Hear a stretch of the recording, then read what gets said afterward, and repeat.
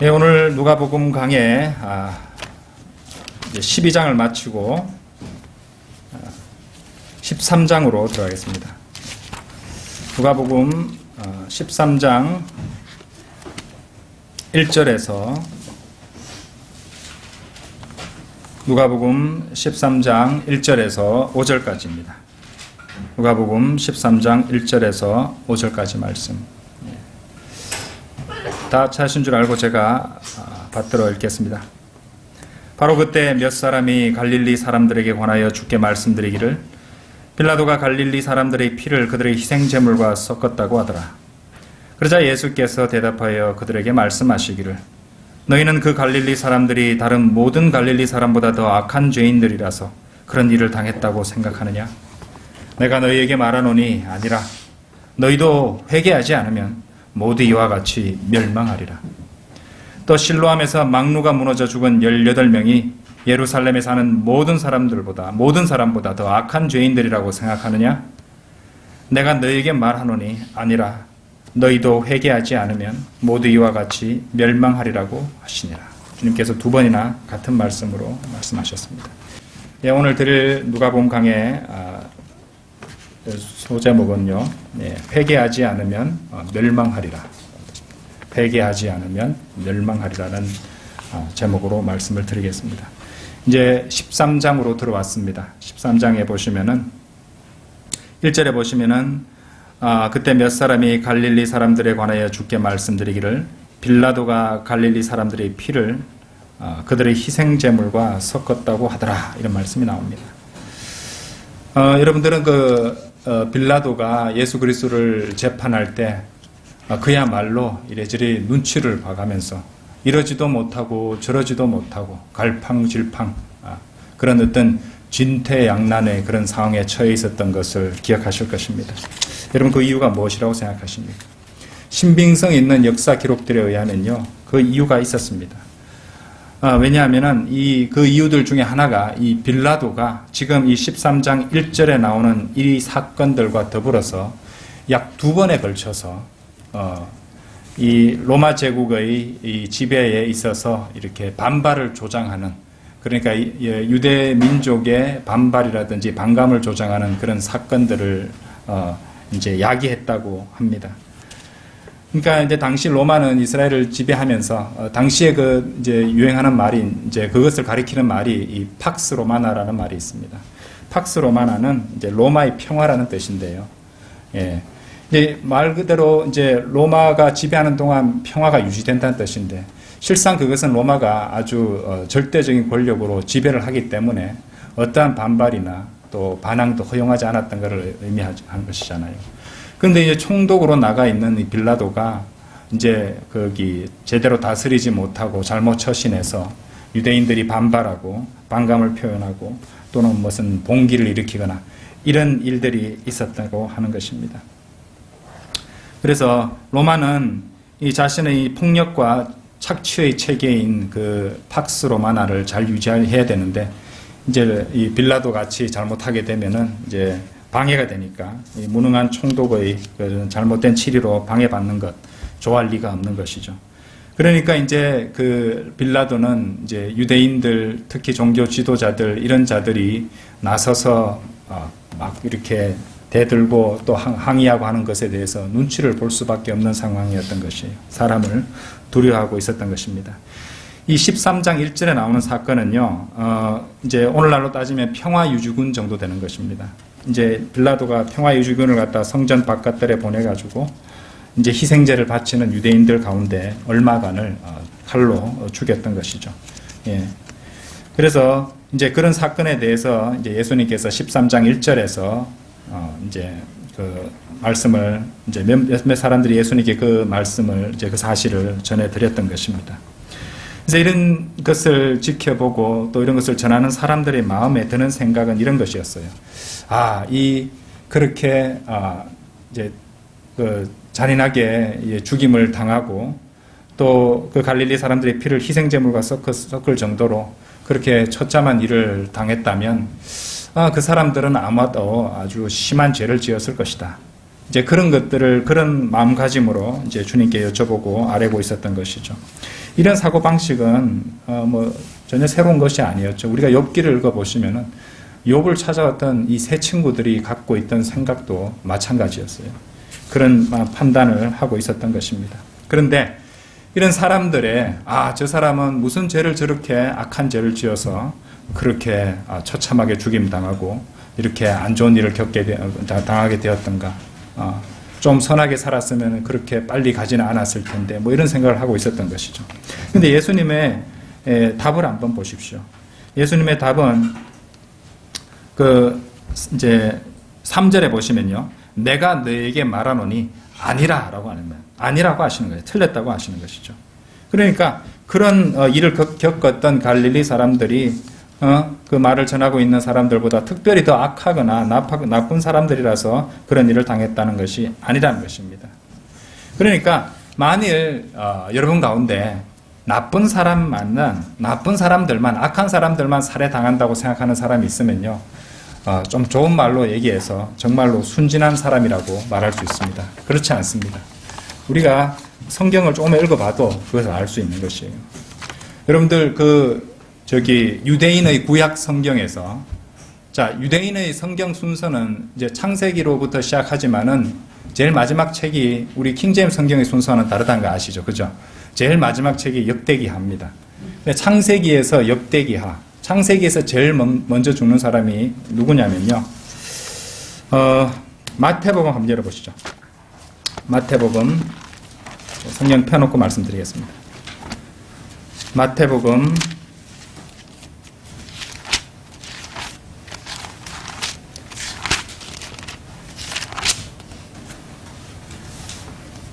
23장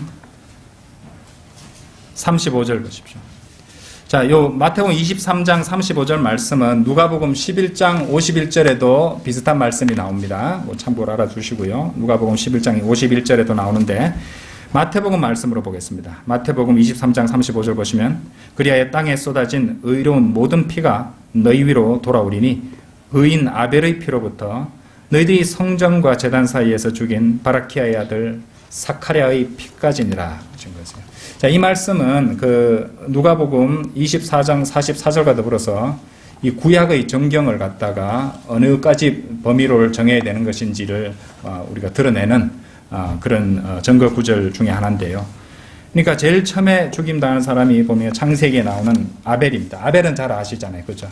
우리 모퉁이 또래도 성경인물 대주에 카인과 아벨에 대해서 글이 있습니다만은 이 아벨은 카인에게 하나님께서 받으시는 희생 제사가 어떤 것인지를 증거했잖아요. 그죠? 예수 그리스도의 보혈을 증거한 거나 다름없었는데 모형이잖아요. 그런데 죽임을 시기심으로 불타는 그런 카인에게 죽임을 당했던 것입니다. 의인 아벨이 그렇게 죽임 당했죠. 그리고 여기 나오는 바라키아의 아들 사카랴라고 하는데, 바라키아의 아들, 바라키아는 이제 복받은 자란 뜻이에요. 실제로 어디 나오냐면요. 이거 잠시 설명 들어가겠습니다. 역대기하 24장 한번 열어보십시오.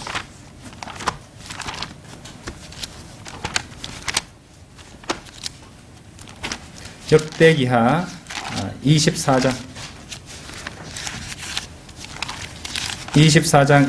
20절에서 보시면은 그때 하나님의 영이 제사장 여호야다의 아들 스가랴에게 임하시니 그가 백성 위에 서서 그들에게 말하기를 하나님이 이같이 말하노라 어찌하여 너희가 주의 계명들을 어기어 번영하지 못하느냐 너희가 주를 버렸으므로 그도 너희를 버렸느니라 하나 무리가 그를 치기로 합력하고 왕의 명령으로 주의 전의 뜰에서 그를 돌로 치니라. 요아스 왕이 스가랴의 아버지 여호야다 제사장 여호야다죠. 여호야다가 자기에게 행한 친절을 그같이 기억하지 아니하고 그의 아들을 죽였더라. 그가 죽을 때에 말하기를 주께서 이 일들을 살펴보시고 갚아주소서 하더라. 바로 이 여호야다의 아들 스가랴를 갖다가 이제 마태복음 23장에서는 바라키아의 아들 사카랴라고 했던 겁니다. 동일 인물입니다. 어쨌든 이렇게 의인들 아벨부터 그죠 구약의 마지막 책인 역대기하에 나오는 그죠 스가랴 여호야다의 아들 스가랴가 이르기까지 그렇게 의인들이 이제 제일 마지막 구약 성경의 유대인 구약 성경 제일 마지막에는 그런 사카랴까지 그죠 죽임을 당했던 것입니다. 이들이 죽임을 당한 것은 그렇죠? 악해서가 아니죠. 그러면 그 박스의 순교사는 어떻게 되는 것입니까? 그 많은 우리 믿음의 선진들이 그렇게 자신의 믿음과 간증을 지키기 위해서, 그렇죠? 파리 목숨 마냥 죽임을 당하면서도 우리 주 예수 그리스도를 부인하지 않았던 것이죠. 러크만 목사님에 따르면요, 이 노아의 홍수 때에 그 대홍수로 익사한 사람들의 수가 대략 한 3억 명은 넘었을 것이라고 그렇게 추정하고 계십니다. 그러니까 한번 생각해 보십시오. 단 8명 빼고 지구상에 있는, 그 당시 지구상에 있었을지도 모를 그 3억 명을 하나님께서는 다 죽이신 것이에요. 노아가 그렇게 100년 가까운 시간을 전파했음에도 불구하고 자기 가족 8명 외에는 구원하지 못했던 것입니다. 그죠? 지금 주님 오실 마지막 때에서 이렇게 복음을 전해도 사람들이 잘 회개하고 돌이키는 사람이 극소수입니다. 잘 없습니다. 그렇죠? 주님 오실 때까지 거기 돌이키는 사람이 또 우리 교회에 이제 더해지거나 하는 사람이 거의 없을 수도 있다는 생각을 한 번씩 합니다. 왜냐하면은 노아를 보니까 그럴 수도 있겠다는 생각이 드는 것이에요. 그렇죠? 하지만 노아는 뭐 낙심하거나, 그렇죠? 짐짓 뒤로 미루거나 하지 않았죠. 마지막까지 그렇게 전파했던 것입니다. 그런데 이 8명만 남기고 다 죽었는데, 여러분들 생각에 그 죽은 3억 명 가까운 사람들이 생각이나 행실에 있어서 그렇게 사악했다고 생각하십니까, 여러분? 죽일 만큼 그렇게 악한 사람들이었다고 생각하세요? 창세기 6장 5절 6절을 들어서 하나님께서 사람의 사악함이 세상의 창대해짐과 그 마음의 생각의 모든 상상이 계속해서 악할 뿐임을 보시고 주께서 땅 위에 사람을 지으셨음을 후회하셨으니 그 일이 그의 마음을 비통케 하였더라. 이 말씀을 들어가면서 그렇게 악했기 때문에 다 죽이셨다고 그렇게 말하는 사람도 있을지도 모릅니다. 뭐 출애굽기 12장도 보면요, 그죠? 우리 이제 6월절, 이제 그 6월절이 처음 이렇게 주어지는 건데, 거기 보시면은, 당시 이제 거기 어린 양의 피를 갖다가 문 양 기둥과 문의 문인방에 바르지 않은 그 집의 모든 장자가 다 죽임을 당했습니다. 그런데 실제로는 유대인들, 그렇게 어린 양의 피가 담겨 있는 그 집안에 있는 유대인들 중에는요, 이집트에서 죽임당한 장자들보다 훨씬 도덕적으로 타락하고 인간으로 따지면 진짜 인간 말종에 지나지 않는 그런 사람들도 분명히 있었을 것이에요. 그죠? 근데 그런 사람들도 하나님의 말씀에, 그죠?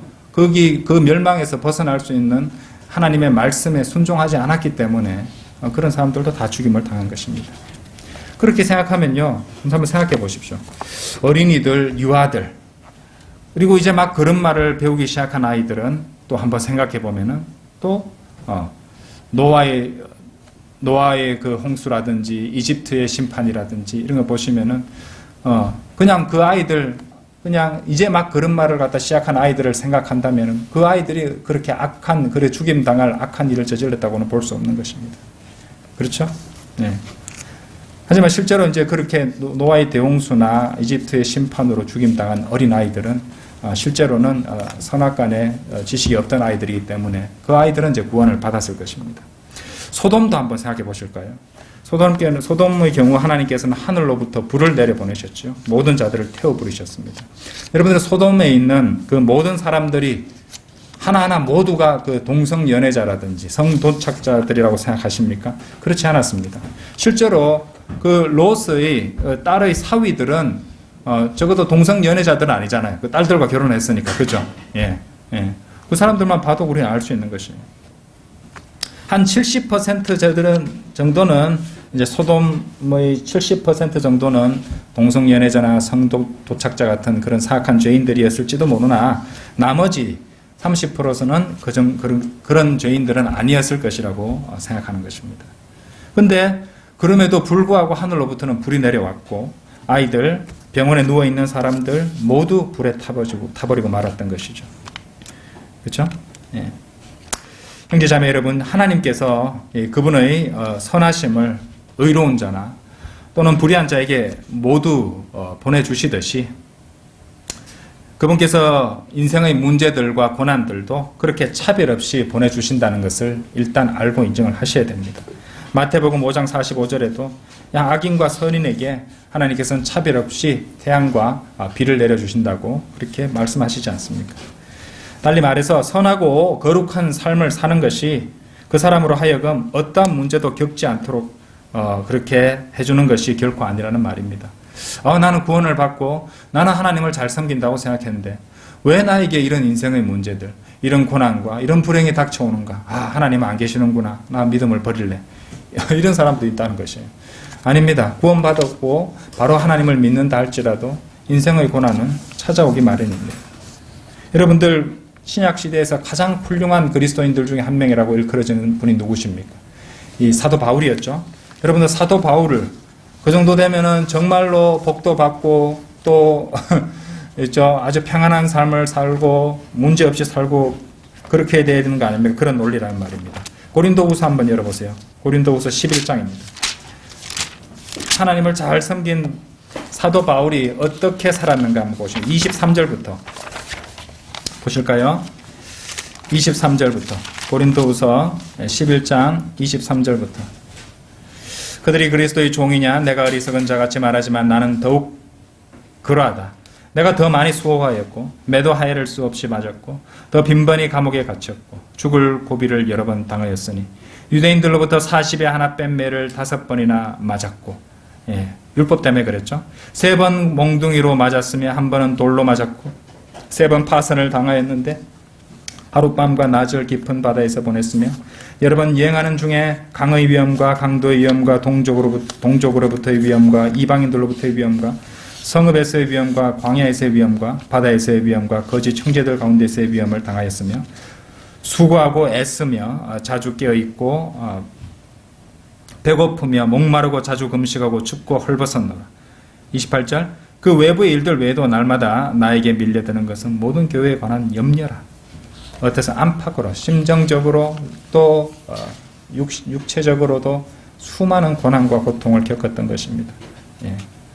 러크만 목사님도 자신의 온 이제 인생 동안에 아무 일도 없이 평안한 날은 며칠 안 됐다고 고백할 정도지 않습니까? 사실 우리들 중 어느 누구도 주님을 위해서 살면서 이렇게 사도 바울이 겪었던 그런 고난을 겪었던 사람은 없을 것입니다. 사도 바울은요, 거기 루스트라에서 이제 절름발이를 치유시키고 하나님을 증거하다가 이 사도행전 14장 그 9절에 보면은 그 돌에 맞아서 죽기까지 했습니다. 하지만 이제 그런 사도 바울이 그렇게 죽기까지 했지만 그 일을 통해서도 하나님께서는 로마서 8장 28절의 약속대로 선을 이루어 주셨죠. 고린도후서 12장에 보듯이 사도 바울은 이 셋째 하늘의 낙원을 둘러보고 돌아오는 위대한 간증을 기록해 두었던 것입니다. 여러분, 그처럼 우리가 어떤 일을 당한다 할지라도 우리 인생에 보상이 있든지 없든지 아니면 나중에 하늘에 가서 받게 될 것인지 언제가 될 것인지 천년왕국 때 받게 될 것인지 어떻게 되든지 간에 항상 우리는 옳은 것을 선택하고 바르게 행해야 된다는 것입니다.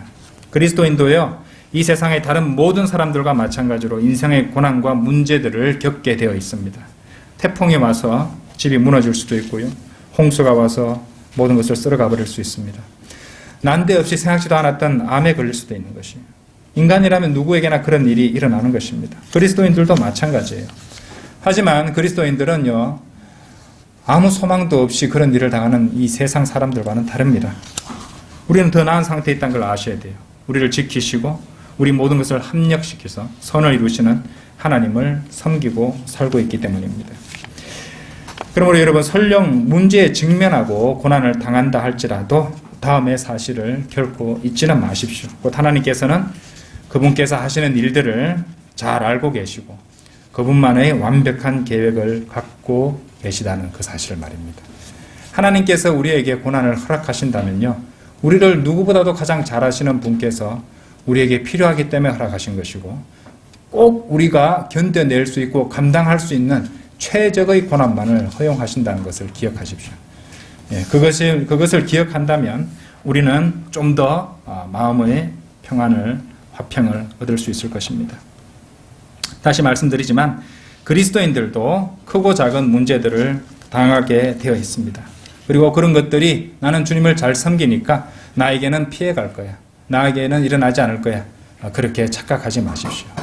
우리도 그리스도인들도 그런 일들을 겪게 되어 있다는 말입니다. 다시 누가복음으로 돌아오셔서 13장 3절 다시 한번 보시죠. 내가 너에게 말하노니 아니라 너희도 회개하지 않으면 모두 이와 같이 멸망하리라 라고 말씀합니다. 자, 그러면은 예수님께서 이 누가복음 13장 3절을 말씀을 하셨는데 이 말씀의 핵심이 무엇이라고 생각하십니까? 그 핵심은 바로 그들 모두가 죄인이라는 점을 꼬집고 계신 것이에요. 예. 너희 모두가 죄인이라는 것을 예수님께서는 꼬집고 계셨던 것입니다. 로마서 성경 구절 쭉 찾아가면서 보겠습니다. 잘 아시는 거지만 일례로 찾아가면서 보겠습니다. 로마서 3장 10절 기록된 바와 같으니 의인은 없나니 없도다 한 사람도 없도다. 이 말씀대로죠? 예. 그렇죠? 3장 23절도 보세요. 이는 모든 사람이 죄를 지었으므로 하나님의 영광에 이르지 못하다. 이 말씀에서 어떤 인간도 벗어날 수가 없는 것입니다. 그렇죠? 우리 모두는 그 점을 누구나 잘 알고 있습니다. 가만히 한번 생각해 보십시오. 양심적으로 한번 생각해 보시란 말입니다. 자신이 15살이 되고 또 그 이후로 여러분이 마음으로 생각했거나 또 하고자 계획했던 모든 일들 그리고 행했던 모든 일들을 하나하나 한번 떠올려 보십시오. 여러분들은 정말로 양심적으로 생각해서 나는 참으로 훌륭하고 누구보다도 바르고 월등한 사람이다 이렇게 말할 수 있나요? 그렇게 말할 수 있는 사람은 없다고 생각합니다. 그렇죠? 모두 이와 같이 멸망하리라 이런 말씀을 한번 똑똑히 한번 보십시오. 여러분들 우리가 사는 이 세대의 특징이 뭔지 아십니까? 사람들은요 하나님의 사랑은요 얼마든지 받아들이려고 합니다. 하나님은 사랑이시다. 하나님의 사랑은 얼마든지 받아들입니다. 대중가요에 보시면 당신은 사랑받기 위해 태어난 사람 이런 노래도 막 부릅니다. 그렇죠? 듣기 기분 좋거든요. 사랑받기 위해서 태어났다고. 근데 그런 하나님의 사랑은요 얼마든지 받아들이려 하면서도 그들이 멸망으로부터 빠져나오도록 하나님께서 마련하신 유일한 수단은 무슨 이유인지 받아들이려 하지 않습니다. 그들이 하나님께서 마련하신 유일한 수단을 신뢰하지 않으면 반드시 멸망하리라는 사실을 결코 인정하지 않는다는 말입니다. 하나님은 우리 모든 사람을 사랑하십니다. 그래 좋은 말이야. 나도 사랑받을 만하지. 이 정도에서 끝나버리는 것이에요. 그 사랑을 갖다가 표현하셨는데 갈보리 십자가에서 나타내셨는데 하나님께서 정하신 그 사랑 그 방식은 받아들이지 않는 것입니다. 요한복음 3장 16절 말씀이 그거죠. 하나님께서 세상을 이처럼 사랑하셔서 그의 독생자를 주셨으니 이는 그를 믿는 사람은 누구든지 멸망하지 않고 영생을 얻게 하려 하심이라. 그렇죠? 이처럼 사랑하셔서 독생자를 주신 겁니다. 독생자를 주신 것이 하나님의 사랑의 표현이었다는 것이. 그리고 그것이 얼마나 큰 사랑이었는지를 보여주시는 것입니다. 왜냐? 믿는 사람은 누구든지 멸망하지 않고 영생을 얻게 하려 하십니다. 그분을 믿어서 구원받도록 하나님의 구원 계획을 마련하셨다는 것이죠. 자, 이 말씀을요 바꿔서 말하면요 그분을 믿지 않으면 독생자 주 예수 그리스도를 믿지 않으면 반드시 멸망한다는 뜻입니다.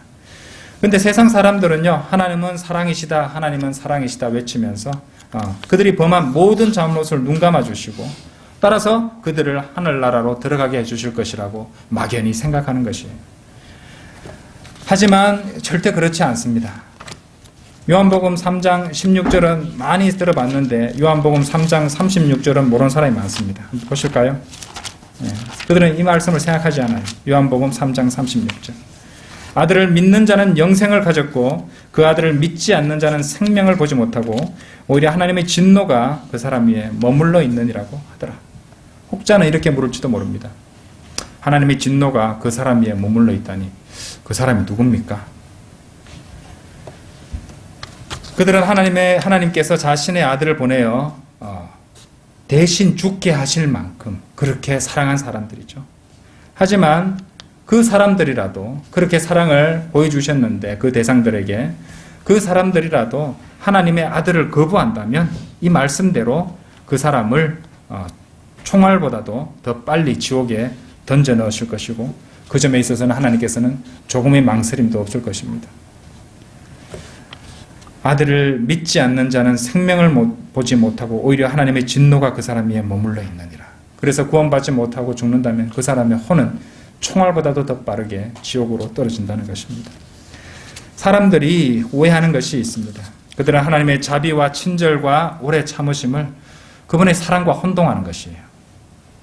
하지만 그들은 하나님의 자비와 친절과 오래 참으심의 수혜자가 되면서도 여전히 지옥에 떨어질 수 있다는 것을 모르는 것이에요. 여러분 잘 들어보십시오. 만일 어떤 사람이 하나님의 사랑을 원한다면 그 사랑에 닿을 수 있는 곳은 단 한 곳밖에 없습니다. 그것은 바로 갈보리 십자가인 것이에요. 다 같이 요한일서 4장 한번 열어보십시오.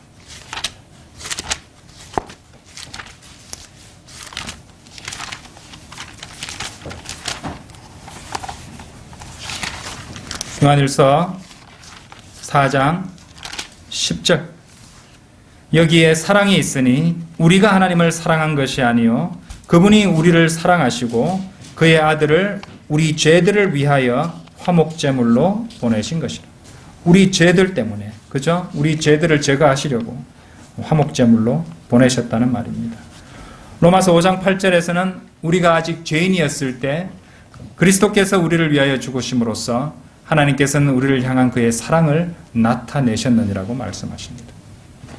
그리고 우리가 하나님의 사랑을 경험할 수 있는 유일한 곳은 바로 주 예수 그리스도 안에서 하나님의 사랑을 찾고 경험할 수 있다는 것입니다. 로마서 8장 39절에서 높음이나 깊음이나 어떤 다른 피조물이라도 우리를 그리스도 예수 우리 주 안에 있는 하나님의 사랑에서 떼어놓을 수 없으리라. 그렇죠? 그리스도 예수 우리 주 안에 있는 하나님의 사랑에서 그렇게 말씀하시는 것이에요. 따라서 누구라도 갈보리 십자가 그곳으로 가지 않는 한 그 사람은 하나님의 사랑이 아니라 하나님의 진노 아래에 있다는 것입니다. 내가 그 하나님의 사랑을 찾아서 그 예수 그리스도를 그 보혈의 공로로 구원받고자 갈보리 십자가로 가지 않는 한 그 사람은 여전히 하나님의 진노 아래에 있다는 말입니다. 다시 누가복음으로 돌아오셔서 13장 4절입니다. 또 실로암에서 망루가 무너져 죽은 18명이 예루살렘에 사는 모든 사람보다 더 악한 죄인들이라고 생각하느냐? 여러분들 미국의 9.11 테러 기억하시죠?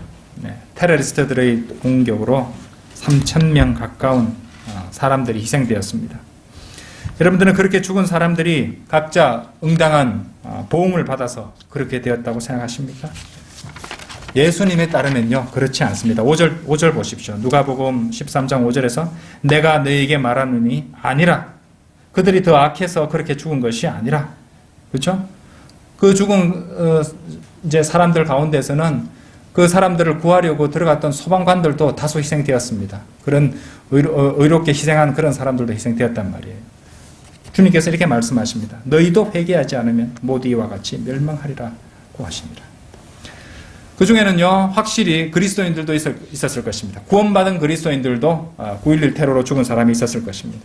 구원받지 않은 다른 사람들과 그렇게 희생되었던 것이에요. 그리고 구원받지 않은 채 죽은 사람들 가운데는 어지간한 그리스도인들보다도 더 품위 있고 고상하며 존경할 만한 그런 정직한 사람들도 있었을 것입니다. 자, 이런 문제들에 대한 이해를 돕기 위해서 저는 러크만 목사님의 누가복음 주석서에 나오는 그 주석 내용을 그대로 번역한 것을 여러분들께 잠시 읽어드리겠습니다. 잘 한번 들어보시기 바랍니다. 지금부터 제가 읽어드리는 것은 러크만 목사님 그 누가복음 주석서에 나오는 것을 그대로 제가 번역한 것입니다. 모두 잘 듣기 바란다. 나는 그런 문제들에 있어서 어떠한 망상도 없이 사역하고 있다. 나는 현재 미국이 그간 살아온 방식으로 인해 하나님의 심판을 받고 있다고 가르치고 있다. 술 취하고 마약하고 1년에 수백만 명의 아이들을 죽이고 곳곳마다 레즈비언과 남자 동성 연애자들이 우글거리는 그런 국민들로 가득 찬 나라를 보고 어찌 하나님께서 진노하시지 않겠는가 말이다. 하나님께서는 반드시 그런 나라를 가뭄과 기아와 경제 붕괴와 자유의 상실과 허리케인과 홍수와 토네이도와 지진, 산불과 끝없는 전쟁들로 파멸시키실 것이다.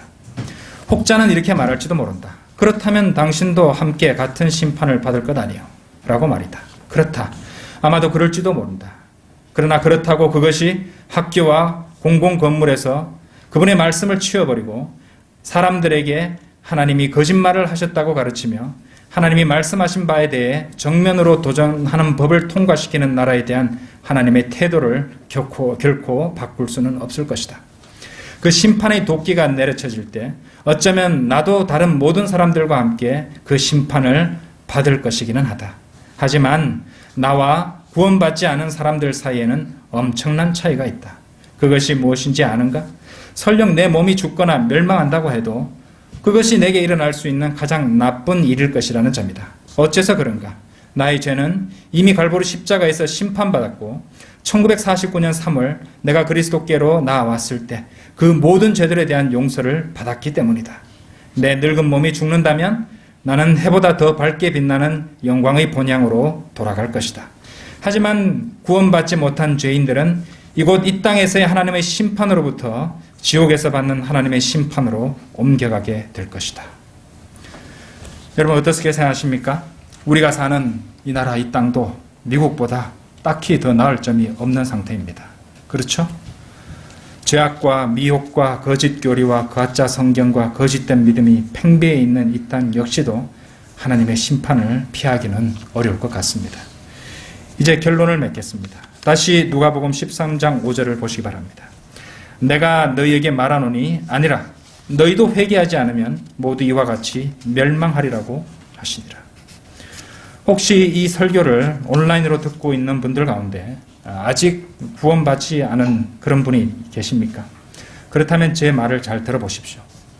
제가 호칭을 좀 바꾸겠습니다. 만일 당신이 구원받지 않고 지옥에 떨어진다면 그것은 어느 누구도 아닌 당신의 잘못입니다. 하나님께서 원하시는 것은 당신이 회개하고 지금 당장 예수 그리스도를 믿고 영접하시는 것입니다. 베드로후서 3장 9절에는 이런 말씀이 나옵니다. 주의 약속은 어떤 사람들이 더디다고 생각하는 것 같이 더딘 것이 아니라 오직 우리에 대하여 오래 참으시어 아무도 멸망하지 않고 다 회개에 이르게 하려 하심이라. 디모데전서 2장 4절에서도 하나님께서는 모든 사람이 구원을 받고 진리의 지식에 이르기를 원하시느니라 이렇게 말씀하십니다. 그러므로 죄인이 구원받지 못하는 것은 어디까지나 믿음을 거부하는 그 죄인의 문제이지 결코 하나님께 문제가 있는 것이 아니라는 말입니다. 요한복음 5장 40절에서는 이런 말씀까지 나옵니다. 너희는 생명을 얻으려고 내게 오기를 원치 아니하는도다. 자, 지옥으로 가는 발걸음을 돌이켜서 하나님께로 나아오십시오. 어찌 죄 가운데 죽어서 지옥에서 영원토록 고통받으려 하십니까? 지옥에 떨어져서 한 100년만 고통받고 나올 수 있다면 희망이라도 있지요. 한번 들어가면 영원히 나올 수 없는 것입니다. 자, 만일 구원받기를 원하신다면 회개하는 마음으로 복음을 믿고 그 믿음을 입으로 고백하시면 됩니다. 자신이 지옥에 갈 수밖에 없는 죄인임을 알고 하나님께로 돌이키는 마음이 회개입니다. 그것이 바로 마음의 변화인 회개예요. 그리고 주 예수 그리스도께서 하나님이시면서 우리 죄로 인하여 십자가에 못 박히시어 하나님의 피 그 보혈을 흘려주셨음을 믿고 단지 그 십자가의 보혈의 공로만 의지하여 구원을 받는 것입니다. 온 우주에서 인간의 죄를 씻을 수 있는 것은 오직 예수 그리스도의 보혈밖에 없기 때문입니다. 다 이제 제 말씀을 다 들으셨다면 그리고 구원받기를 원하는 회개의 마음이 되었다면 저를 따라서 이렇게 기도하시면 되겠습니다. 먼저 말씀드릴 것은 영접 기도를 했다는 그 사실이 구원하는 것은 아닙니다. 그 사람은 그 기도를 자신이 한 기도를 기도하고 있는 그 자신을 신뢰하는 것이기 때문이죠. 십자가에서 흘리신 하나님의 피를 흘리신 예수 그리스도의 보혈만을 믿는 그 믿음으로 구원받는 것입니다.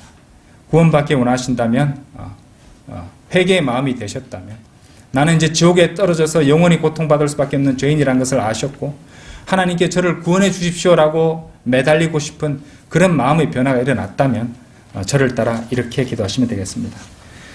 위대하신 하나님, 따라하시면 됩니다. 위대하신 하나님, 저는 지옥에 갈 수밖에 없는 죄인입니다. 하지만 저는 지옥에 가고 싶지 않습니다. 하나님, 저는 예수 그리스도께서 하나님이시면서 인간의 몸을 입고 이 땅에 오셔서 저희 모든 죄를 대신해 십자가에서 그 피를 흘리고 죽으시고 장사한 지 사흘 만에 부활하신 사실을 오늘 알고 믿습니다. 이제 예수 그리스도를 저의 구세주로 영접하오니 제 안에 오셔서 저희 주님이 되어 주시고 저희 모든 죄를 제거해 주십시오. 저를 구원해 주셔서 감사합니다. 주님께서 인도하시는 삶을 살고 싶습니다. 아멘. 참으로 짧은 기도입니다. 하지만 마음으로 믿고 그 믿음을 입으로 시인하셨다면, 그 전에 회개의 마음으로 하나님께 그렇게 돌이켰다면 그것은 구원이 되는 것입니다. 그렇게 쉬운 것입니다. 하지만 그 회개의 마음이 되어서 갈보리 십자가로 나오기까지가 어쩌면 가장 어려운 것입니다. 예. 자, 오늘 기도회 설교는 여기까지 하시도록 하겠습니다. 다 같이 기도드리겠습니다.